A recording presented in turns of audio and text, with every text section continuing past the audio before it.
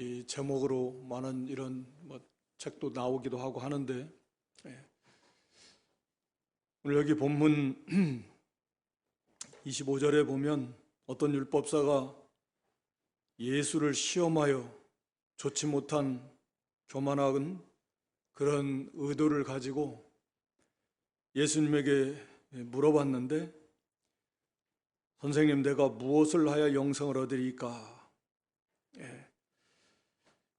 물론 이건 이제 잘못된 게, 예수를 시험하려고 했던 거 잘못된 것이고, 또 우리가 잘 아는 대로 내가 무엇을 하여야 사람이 행함으로 영생을 얻을 줄 알고 있었던 거, 그것이 물론 잘못된 것인데, 한 가지 바람직한 것은 영생에 대한 관심입니다. 영생에 대한 관심.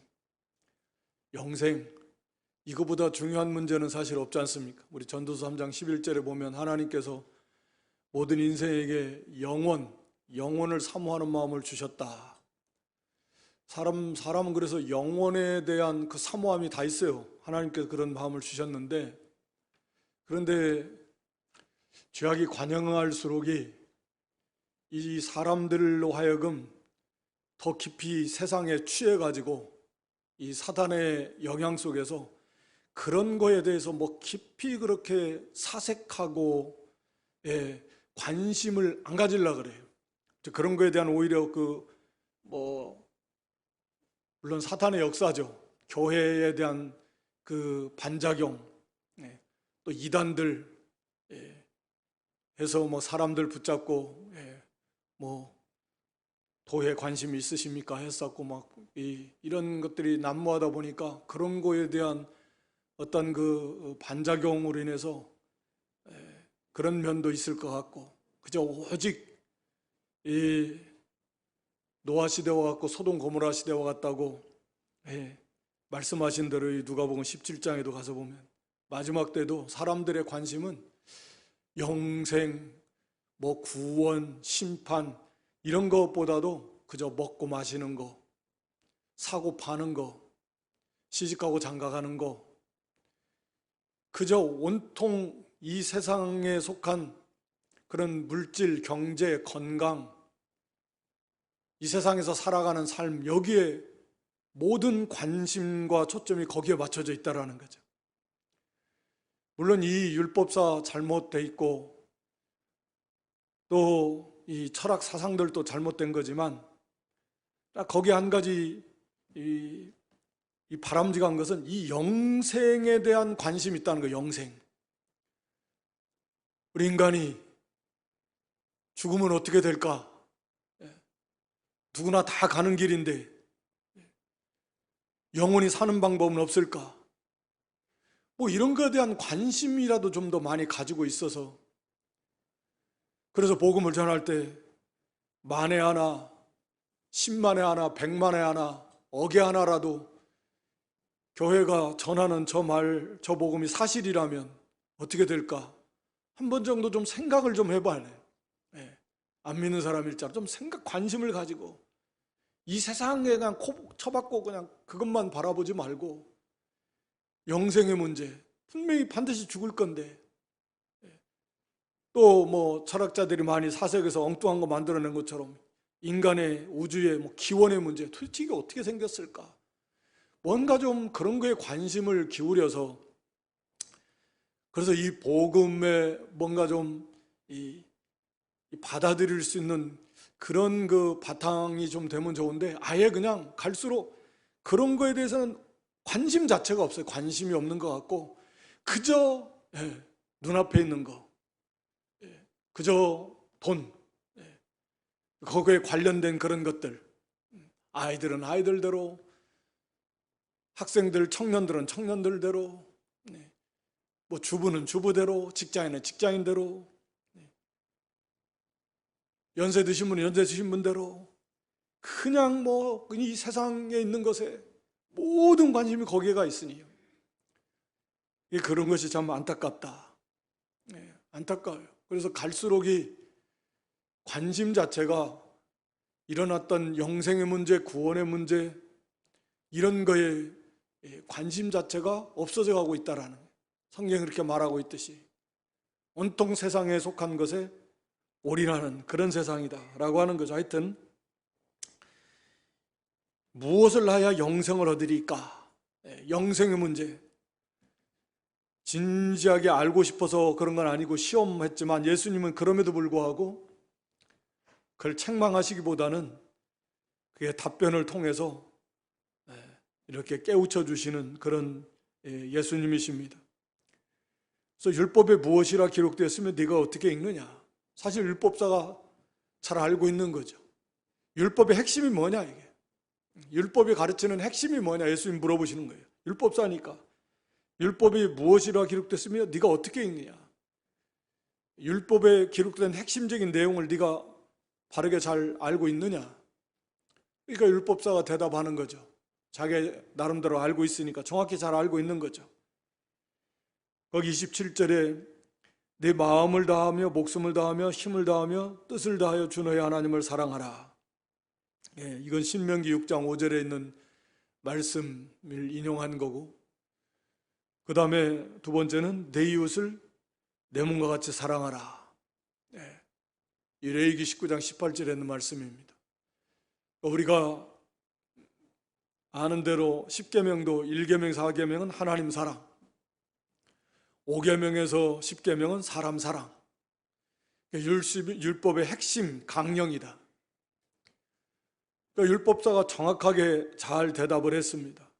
하나님 사랑하는데 네 마음을 다하고, 신명기 6장 5절에서는 성품을 다하는데 그 성품이 목숨이라는 의미와 같으니까, 그래서 마음을 다하고 성품 목숨을 다하고 또 뜻을 다하고 힘을 다해서 주 너의 하나님을 사랑하라.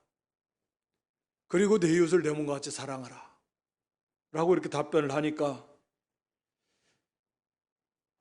그러니까 무엇을 행해야 영생을 얻었습니까? 라고 물어보니까, 그럼 너는 율법사고 율법의 핵심이 뭐냐?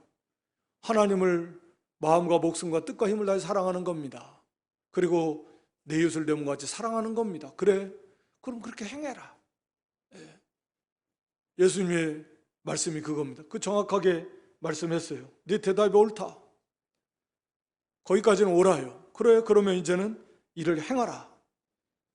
네가 행해야 구원받는다고 물어봤으니까 한번 행해봐라 라고 하는 거죠. 우리가 뭐 잘 알듯이 이렇게 행할 수 없습니다. 마음을 어떻게 다하고 또 목숨을 다하고 뜻을 다하고 힘을 다해서 하나님을 사랑할 수 있는가? 여기 예수님이 28절에 이를 행하라, 이 행하라는 말씀은 물론 명령형이지만 시제가 현재형이다. 그러니까 이 현재형은 계속이라는 의미가 있습니다. 계속, 반복, 진행의 의미가 있어요. 이 헬라어에서 현재 시제는. 그러니까 이건 현재 명령형 얘기니까 그렇게 계속해서 행해라. 계속해서 행할 수 있습니까? 마음을 정말 다하고 목숨을 다하고 뜻을 다하고 힘을 다해서 하나님을 계속해서 사랑할 수 있을까요? 우리도 그게 목표는 목표입니다. 구원받은 성도들도. 그렇지만 정말 힘들죠. 정말 힘듭니다. 항상 그렇게 사랑할 수 있겠는가? 마음이 나누이지 않고 마음을 다해서 하나님 사랑하는, 모든 힘을 다 하나님을 사랑하는 데 쏟을 수 있는가? 힘을 다해서. 또 모든 뜻을 세우는데 오직 하나님을 사랑하는 데서 모든 뜻을 다 세우고 목숨을 다해서 하나님을 사랑할 수 있는가? 항상. 우리가 참 목표이지만 사실은 힘든 거죠. 또 내 이웃을 내 몸과 같이 사랑할 수 있는가? 내 몸과 같이. 어떻게 내 몸과 같이 어떻게 사랑해요? 그게 목표는 목표지만 자기 몸은 뭐 거의 하루 24시간 잠잘 때도 웬만한 건 모르지만 조금 불편하면 자면서도 뒤척이다가 자다가도 깨고, 불편하면 몸이 어디가 불편한가? 배고픈가? 목마른가? 피곤한가? 뭐 가려운지 아픈지 뭐 자기 몸은 얼마나 잘 알아요. 24시간 이렇게 살피면서 그들의 아픔, 막 가려운 것, 필요한 거 세세히 살펴줄 수 있어요? 그런 사람? 그렇게 자기 몸처럼 그렇게 자세하게 해서 해줄 수 있나요? 목표는 목표인데 이게 율법은 그리스도께로 인도하는 가정교사의 역할을 하는 거고, 그리고 또 하나는 하나님의 뜻입니다. 하나님 백성들을 향한 하나님의 뜻. 이렇게 하나님을 섬기고 이렇게 하나님 사랑하고 이렇게 형제를 사랑하라는 게 그 율법에 주신 목적 아니에요. 율법을 통해서 자기의 부족함을 깨닫고 자기가 죄인임을 깨달아서 결국 행함으로는 안 되고, 결국은 대속의 은혜 그리스도 메시아, 그래서 제사 제도 속에 의식 그 속에 다 담겨져 있는 메시아 그리스도께로 인도하고 그리스도를 바라보고 의지하게 하고, 구원은 그렇게 받고 그 다음에 이제 하나님의 백성들을 향한 하나님의 뜻이 무엇이냐? 율법이 그거거든요. 하나님 사랑하고 형제 사랑해라, 거룩하라, 의로워라, 진실하라, 모든 게 그 하나님 백성으로서 행해야 될 것들이에요. 구원받은 다음에. 그래서 예수님은 그런 거죠. 행하라, 그러면 살리라. 거꾸로 져야죠. 사실은 어떻게 행합니까? 난 죄인입니다, 못합니다.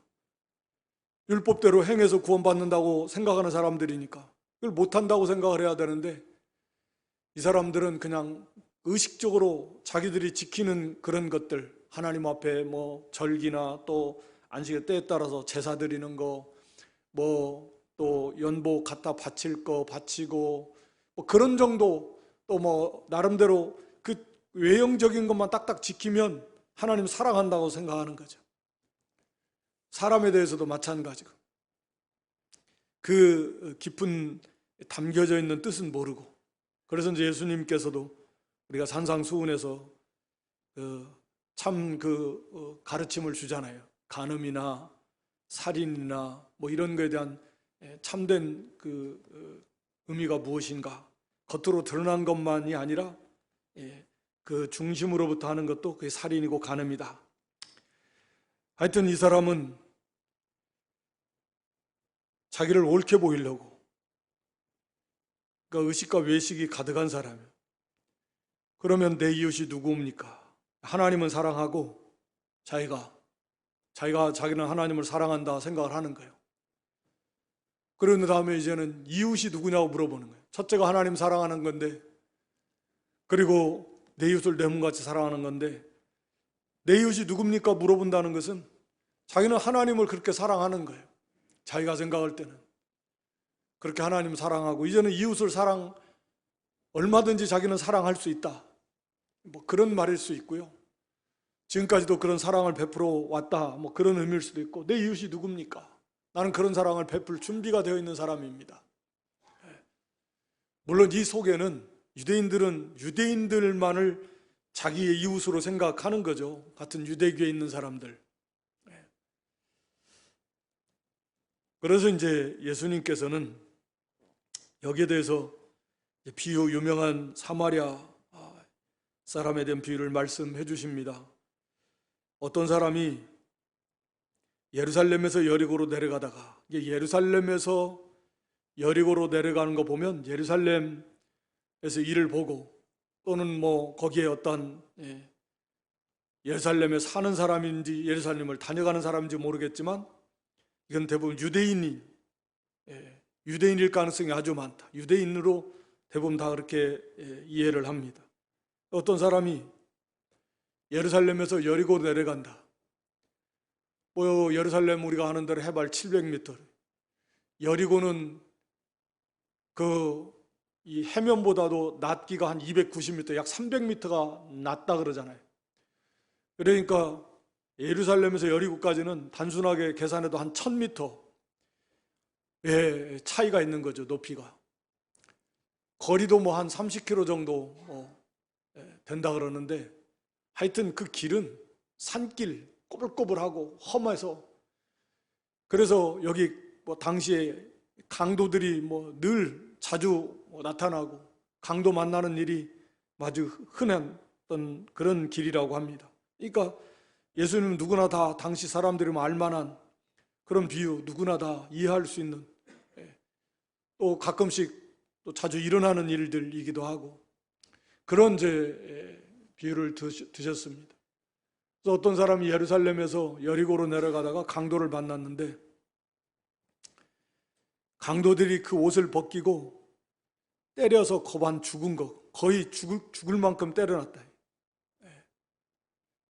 물건만 빼앗아 간 게 아니라 아예 그냥 거의 죽도록 때려놔가지고, 그래서 거기 있으면은 뭐 이제 밤 되면 추울 것이고 움직이지도 못하면 이제 죽게 되는 거죠. 못 먹고 추위에 떨고 상처가 있으니까 치료받지 못하면 죽을 수밖에 없을 건데 거의 죽은 것처럼 됐으니까. 근데 이제 거기 한 제사장과 레인이 지나갔습니다. 그때 한 제사장이 그 길로 내려가다가 아마 제사장도 거기 예루살렘에서 자기 직무를 다하고 이제 집으로 여리고로 돌아가는 길이었을 수도 있고 내려갔습니다. 그런데 그걸 보고서는 피하여 갔습니다.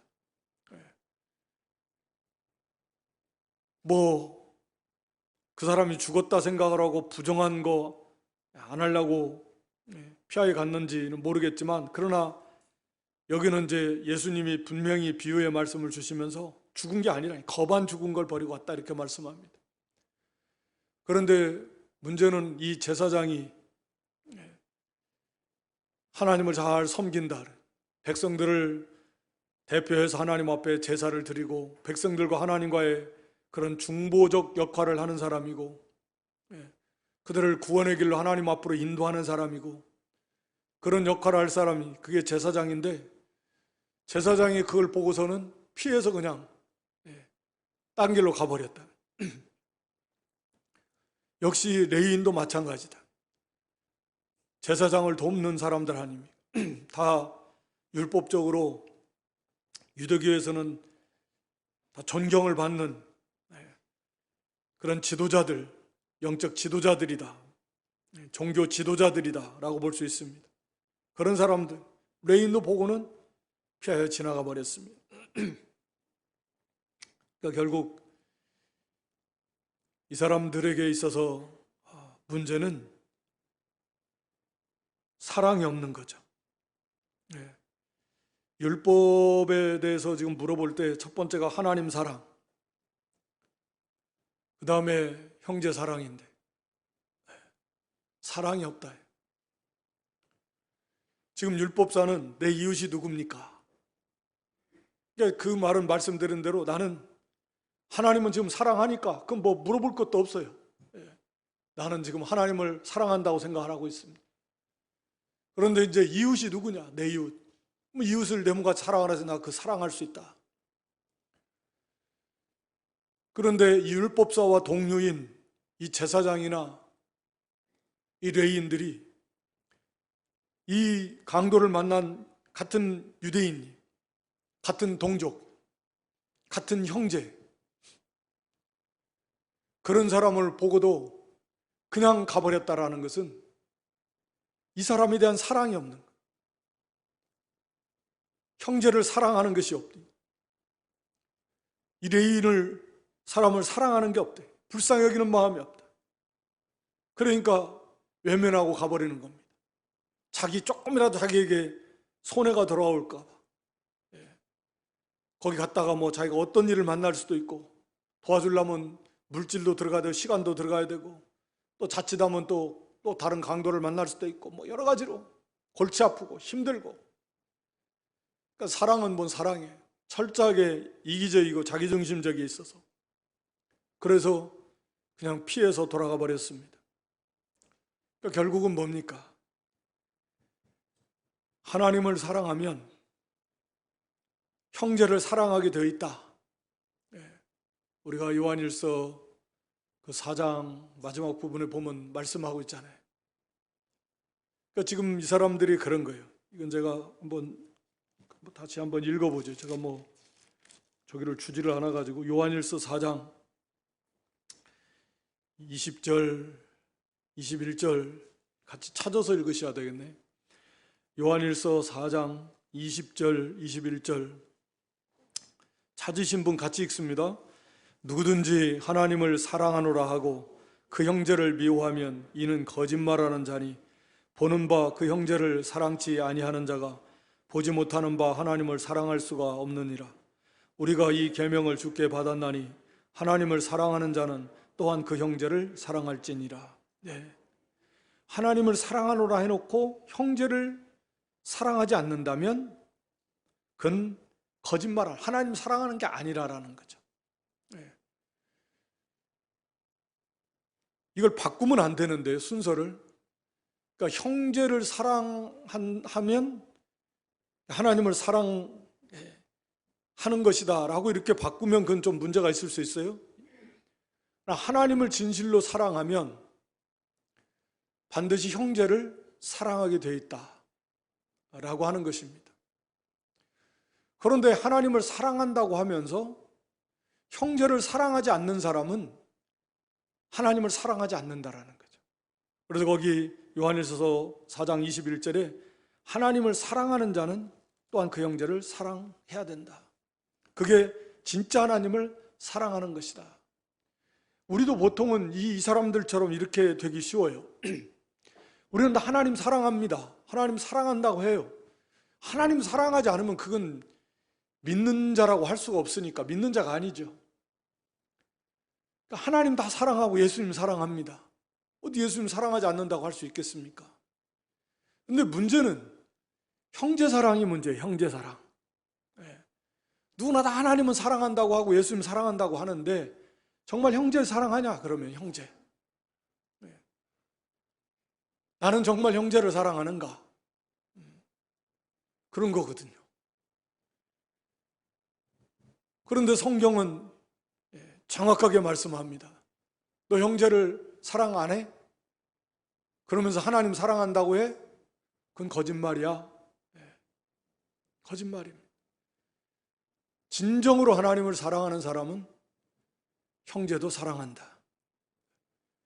형제는 같은 믿음의 형제 사랑하고, 왜냐하면 사실은 예수님이나 성도가 서로 다 연합되어 있고 예수님의 몸이고 지체고 예수님께서도 다 일체 형제가 고난받는 거 그건 예수님이 형제를 핍박하면 예수님 핍박하는 거와 똑같은 거고 형제를 대접하면 나를 대접하면 똑같은 거고 그러니까 같은 개념이라네. 하나님을 사랑하는데 왜 형제를 사랑하지 않는가? 이 사람들이 자기들은 하나님을 사랑한다고 하지만 보니까 고난받은 같은 유대인 동족, 같은 형제를 외면해버려요. 절대절명의 위기에 있는데 도와주지 않으면 죽을 건데 그런 데서도 돌아서 버리는 냉정하게. 거기에 무슨 사랑이 있습니까? 그러니까 너희들은 하나님을 사랑하는 게 아니에요. 근본적으로 하나님을 사랑하지 않습니다. 그러니까 형제도 당연히 사랑하지 않는 것입니다. 그런데 거기에 사마리아인이 가요. 당시 사람들 볼 때는 사마리아인이면 하면 이 사람들은 상종도 안 하잖아요. 유대인들이 이방인과 같이 취급을 해서 그는 이방인들은 개나 이런 부정하게 아주 사람 취급을 안 했는데 사마리아인이 등장을 합니다. 사마리아인이 여행하다가 거기 이르러서 그를 보고 불쌍히 여겼어요. 이 사마리아인은 물론 우리가 잘 아는 대로 예수 그리스도를 나타내는데 요한복음 8장 48절에 보면 거기 띄워줘 보세요. 유대인들이 대답하여 가로되 우리가 너를 사마리아 사람이라 또는 귀신이 들렸다는 말이 옳지 아니하니. 이거 지금 예수님에게 하는 말입니다. 그래서 당시 유대인들은 예수님 보고 사마리아 사람, 너는 한마디로 이단이다, 이방인과 같다, 사마리아 사람이라는 거예요. 그렇게 이제 예수님을 비방하는 건데 귀신 들렸다, 너 사마리아 사람이다. 그래서 예수님께서는 여기 이 사마리아의 비유를 통해서 예수님 자신을 사실은 이제 말씀하고 계시는데, 그런 유대인들, 사마리아인들, 대적하고 배척하고 뭐 준원수처럼 그렇게 대적하는 그런 유대인을 이 사마리아인은 불쌍히 여겼다.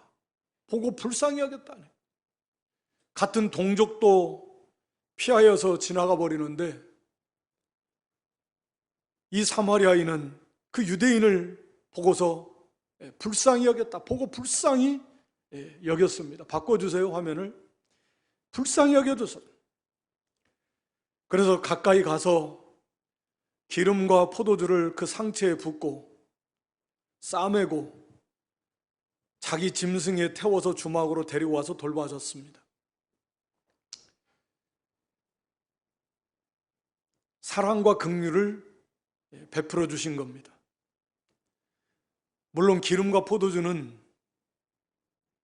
그런 당시에 치료제로 쓰였다 그러잖아요. 실제로 살균하고 포도주 같은 건, 기름 같은 건 통증을 완화시키고 또 이런 염증 이런 게 생기지 않도록 하는 그런 치료로 기름과 포도주를 부어서, 물론 이건 뭐 상징적인 의미로 본다면 우리에게 말씀과 성령의 은혜로 우리를 구원해서 인도해 주시는 주님의 은혜인데, 하여튼 여기서 강조하는 건 그런 사랑입니다.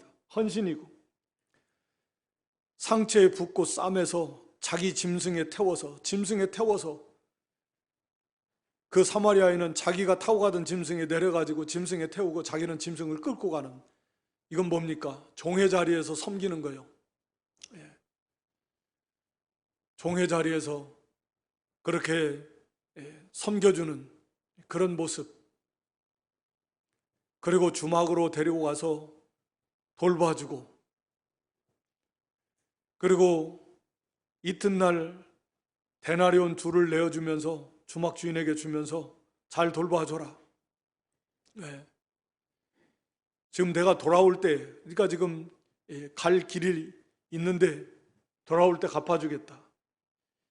잘 돌봐주고 데나리온 둘을 줬습니다. 데나리온 둘을 줬는데 당시에 이 숙박 비용이 하루가 어떤 사람은 보통 32분의 1 데나리온, 그러니까 데나리온 하나면 한 달을 숙박할 수 있다. 조금 이렇게 좀 타이트하게 보는 사람은 12분의 1 데나리온, 그러니까 데나리온 하나면 12, 12일은 숙박할 수 있고, 넉넉하면 한 달, 그러니까 2 데나리온이면 상당히 여유가 있는 겁니다. 적은 게 아니에요. 당시의 화폐 기준으로 봤을 때. 그러니까 넉넉하게 이 사람이 거기에서 머물면서 충분하게 치료받고 몸을 회복하고 갈 수 있을 만큼의 부족함이 없는 그러한 그 돈입니다. 2 데나리온이라는 의미는 부족함이 없이 준 거예요.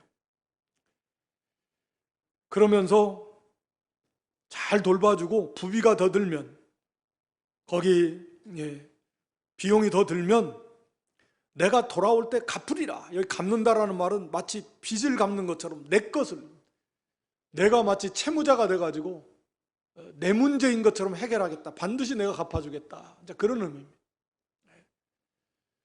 단순히 조금 도와주는 게 아니라 그 사람을 온전히, 그 사람이 회복될 수 있도록 시간과 마음과 정성을 다 드리고 물질을 드리고, 그리고 그 사람이까지 회복할 수 있도록 다 배려해주고, 더 들면 내가 갚아주겠다 돌아올 때, 이렇게 하며 돌아갔습니다. 그러니까 36절에 내 의견에는 이 세 사람 중에 누가 강도 만난 자 이웃이 되겠느냐, 이게 이제 예수님 물어보시는 거예요.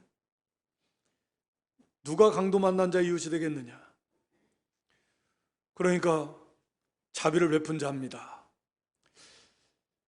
이 율법사가 원래는 자기 의도는 딱 사마리아 사람입니다 라고 사실 대답하는 게 정답인데, 사마리아 사람은 뭐 정말 죽어도 싫은 사람들인데 이방인처럼 그렇게 싫어하고 멀리하고 우습게 하는 그런 사람인데 그 사람을 차마 말할 수는 아마 없었던 것 같아요.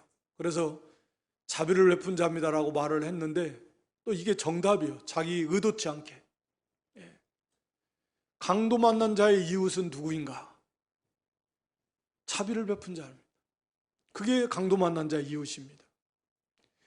무슨 동족이네, 무슨 같은 어디에 속해 있네, 그게 그런 사람이 아니라 정말 자비를 베푸는 사람, 참 사랑을 베푸는 그 사람이 바로 그 사랑을 필요로 하는, 그 자비를 필요로 하는 그 사람의 이웃이다 라고 하는 것을 말씀하는 거죠. 율법사는 자기도 모르는 사이에 정답을 말한 거예요. 그러니까 여기서 하나는 내 이웃이 누굽니까? 이렇게 물어봤지만 예수님은 너는 누구의 이웃이냐? 이 사람에게 이웃은 누구인가? 즉 강도 만난 자의 이웃은 누구인가? 내 이웃이 아니라, 내가 중심이어서 내 이웃이 누군가가 아니라 환난 당한 사람, 도움이 필요로 하는 사람, 구원이 필요로 하는 사람, 그 사람의 이웃은 누구인가? 라는 거죠. 여기서 강도 만난 자의 이웃은 누구냐 이렇게 물어보니 관점이 내 이웃은 누구인가 보라는, 나는 누구의 이웃인가? 나는 정말 필요한 자의 이웃인가? 나는 정말 강도 만난 자의 이웃인가? 나는 도움이 필요한 사람의 이웃이 되고 있는가? 지금 사마리아처럼, 선한 사마리아, 선한 이웃. 나는 선한 이웃이냐? 사마리아 사람처럼, 예수님처럼 고난 받는 자들, 참 구원이 필요로 한 마귀에게, 여기 강도 마귀에게 다 빼앗겨가지고 비참하게 된 인생들, 죽어가 이미 영이 죽었고 영원한 죽음을 향해서 놔두면 그냥 죽는 거예요. 지옥 불 속으로 떨어져 가는데, 자, 그 사람의 이웃은 누구인가? 내 이웃이 아니라 그 사람의 이웃은 누구인가? 나는 그 사람의 이웃인가 하는 거예요. 나는 그런 사랑을 가지고 있는가?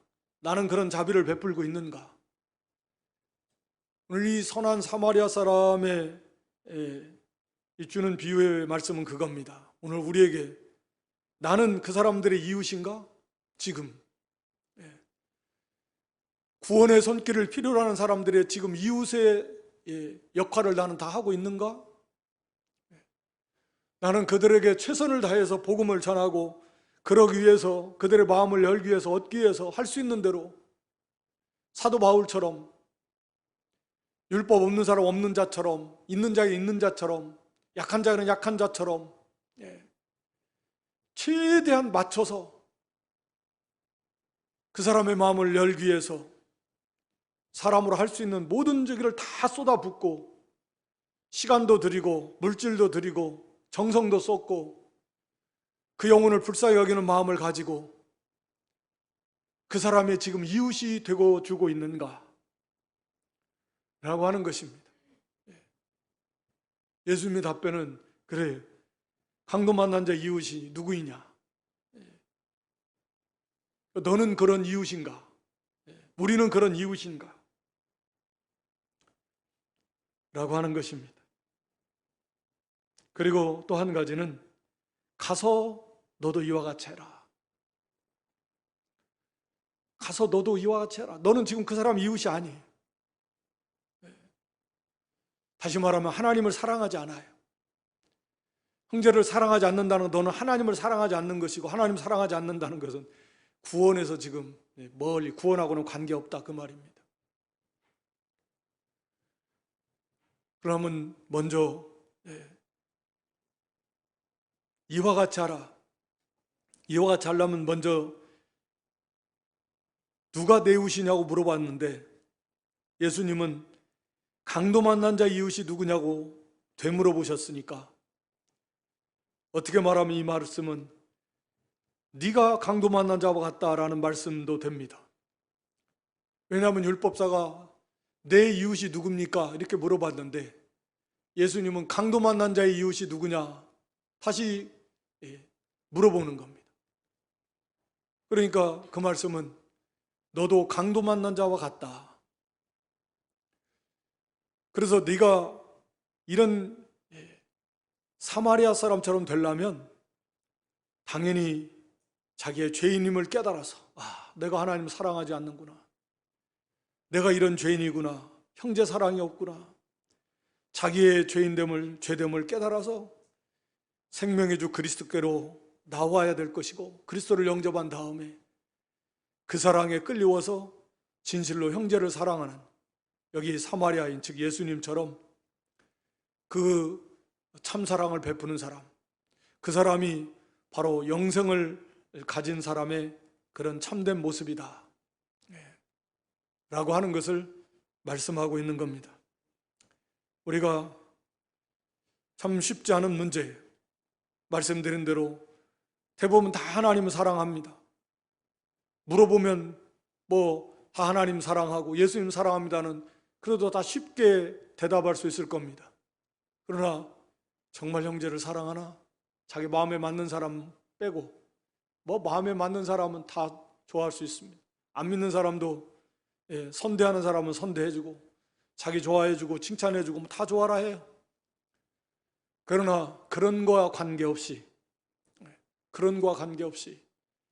심지어는 좀 서운하게 해줘도 좀 내가 마음에 안 들어도 또 이렇게 환난 당하고 내가 도우려면은 여러 가지로 손해가 많이 나고 물질도 손해, 시간도 손해, 여러 가지로 그런 경우일지라도 정말 형제를 사랑하나? 그럼 이게 대답이 쉽지 않단 말이에요. 율법사의 문제뿐만 아니라 정도의 차이지만 오늘 우리의 문제이기도 한다. 정말 형제를 사랑하고 더 나아가서 이 강도 만난 자들 우리 주변에 득실득실한데 마귀에게 다 빼앗겨가지고 영원한 죽음을 향해서 가는 그 가련한 인생들, 그들을 향해서 우리는 정말 선한 이웃이 되고 있나? 그리스도의 복음으로 사랑으로 그 상처를 싸매주고 그 영혼을 살려내는 일에 우리가 종의 자리에서 섬기면서 최선을 다해서 그리스도께로 인도하고 있나? 주막은 교회를 상징한다고 그랬는데 교회를 인도하고 있나? 모든 힘을 다 쏟아가지고 그 사람이 거기서 잘 적응하고 온전한 하나님의 사람으로 이렇게 잘 세워져 나갈 수 있도록 돌봐주고 책임의식을 가지고 그렇게 선한 이웃으로 우리가 사명을 감당하고 있는가? 좀 살펴보면서 선한 이웃 되신 예수님, 여기 핍박하는 유대인들, 원수와 같은 자들, 우리가 하나님 원수였으니까 말할 필요 없지만 이런 참사랑을 베풀어서 선한 이웃이 되어서 그들을 그리스도께 인도하는 그런 선한 사마리아와 같은 예수님처럼 그런 선한 이웃들이 될 수 있기를 주님의 이름으로 축원합니다. 아버지 하나님, 이 시대는 마지막 시대가 되어서 사람들이 도통 영생에 대해서, 구원에 대해서 관심 자체가 점점 없어져 가고 노아 시대와 같고 소돔 고모라 시대와 같고 마지막 때 말씀하신 것처럼 온통 그저 사고 팔고 또 먹고 마시고 시집가고 장가가고 이런 육신과 세상에 속한 것에 모든 관심이 쏠려 있는 어려운 때를 만났지만 우리가 선한 사마리아인 비유처럼 우리 예수님을 닮아서 이 강도 만난 이 불쌍한 영혼들 우리가 사랑과 긍휼을 가지고 그들에게 다가가서 그들을 그리스도께로 인도하는 일에 우리의 모든 정성을 다 쏟고 시간을 쏟고 때로는 물질을 다 드리고 마음을 다 쏟아서 그 영혼들을 그리스도께 인도하고 살려주는 그런 선한 사마리아인 선한 이웃들이 될 수 있는 그런 저희의 믿음들 되게 해 주시옵소서. 예수님의 이름으로 기도드리옵나이다. 아멘.